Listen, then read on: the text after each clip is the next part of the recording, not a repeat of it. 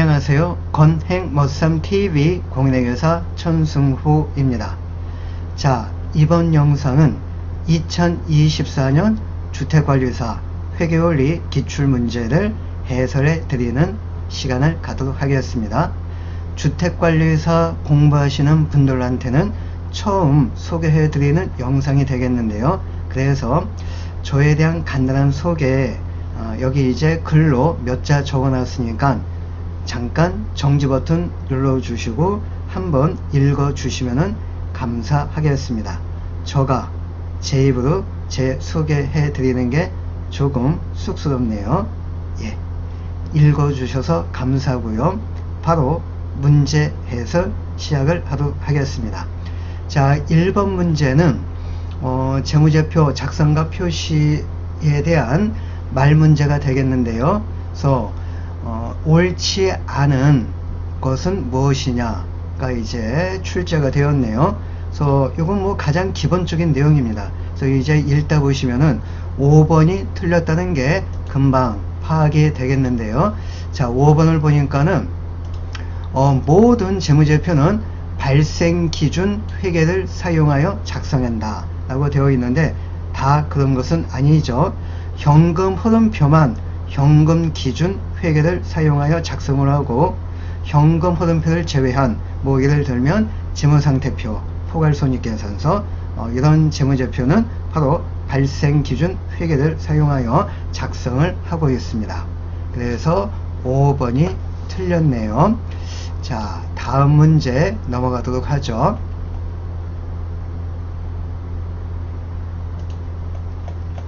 자, 2번 문제는 한국채택국제회계 기준에서 제시하고 있는 전체 재무제표에 해당하지 않는 것을 모두 고르세요 라고 되어 있죠. 그래서 밑에 이제 해설 보시면 전체 재무제표는 다음과 같은 6가지 내용들이 속해 있습니다. 그래서 이제 박스에 보시면 나번 경영진 재무검토보고서, 그 다음에 다번 환경보고서는 전체 재무제표에 속해 있지 않은 보고서가 되겠죠.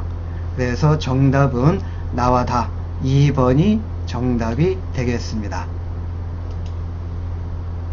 자, 그 다음 3번 문제는 재고자산에 대한 말문제가 되겠는데요.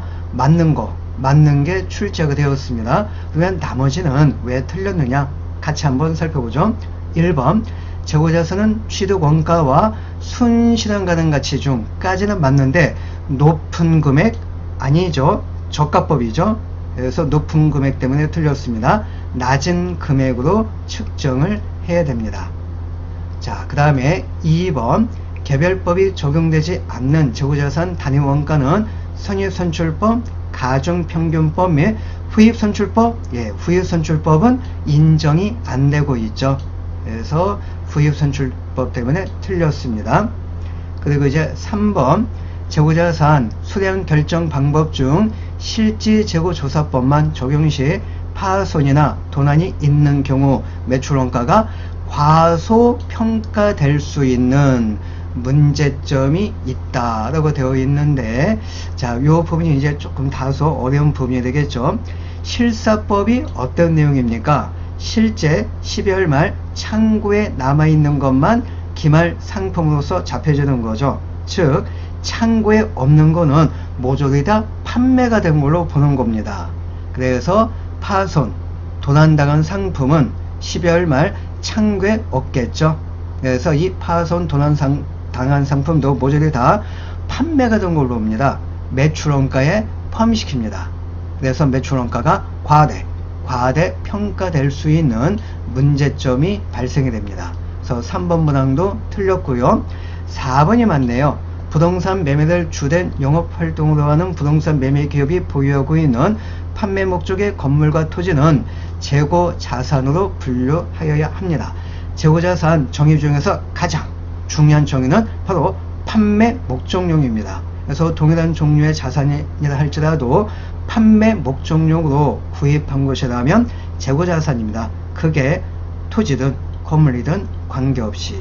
자, 근데 만약에 토지, 건물을 구입을 했는데 판매 목적용이 아니고 영업활동에 사용할 목적으로 취득을 했습니다. 그때는 재고자산이 아니고 그렇죠. 유형자산으로 분류를 해줘야 됩니다.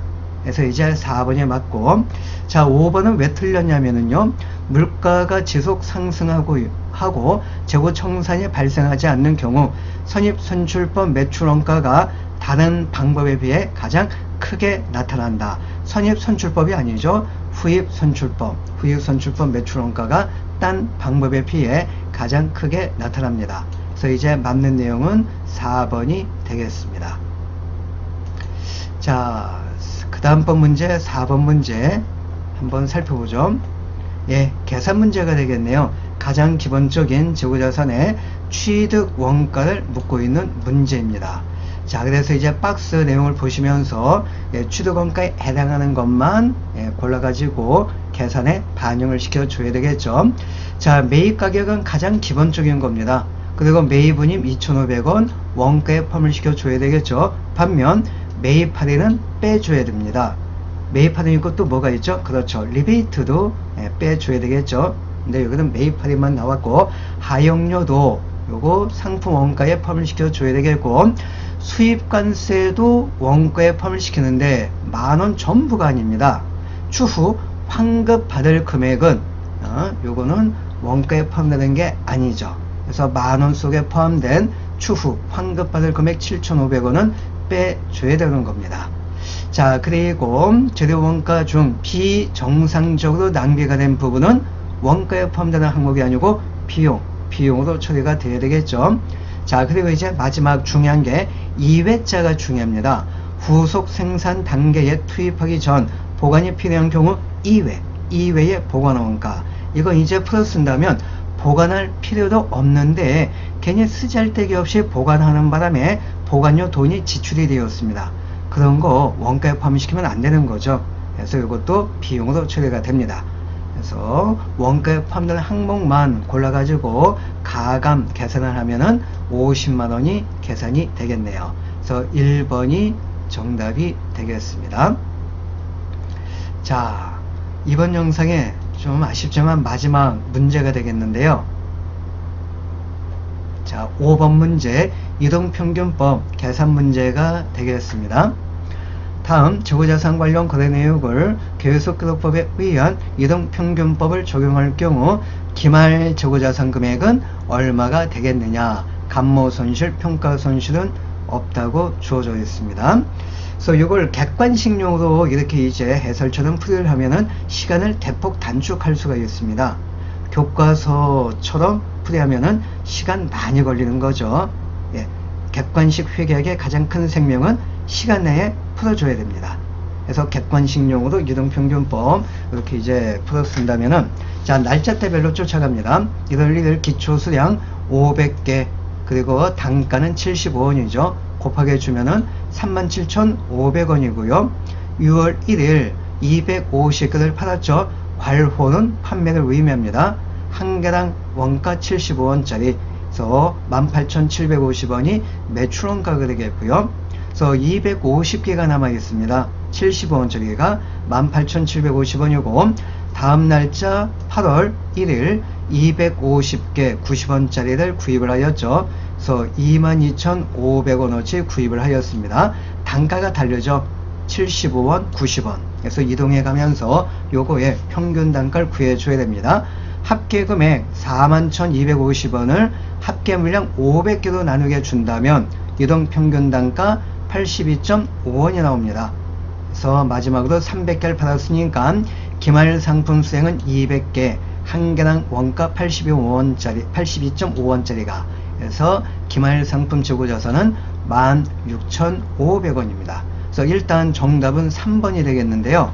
자, 요것만 풀지 마시고 기타 출제 가능성 있는 부분 이것도 한번 같이 한번 살펴보도록 하죠. 자, 매출원가가 출제가 될 수도 있습니다.